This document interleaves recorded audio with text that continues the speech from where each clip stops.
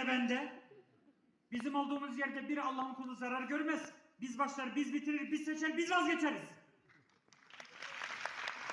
Allah razı olsun, sağ ol. Abicim hayırdır, bir ters tapıyorsun, bir sıkıntı mı var? Yok. Adın nedir? Adını unuttu adam. Volkan abi bak. Akıllı ol. Kanına girer krize sokarım, çeker gider tribe sokarım. Benim canımı sıkma burada. Gösterinin birinde yaptım, adam ciddiye aldı. Kalktı ayağa, ne diyorsun lan sen diye. Abi dedim şaka, gözünü seveyim. Nihat'tan çok alem bir adam ya. Tutmuş Mabel Matiz'in şarkısını okuyor.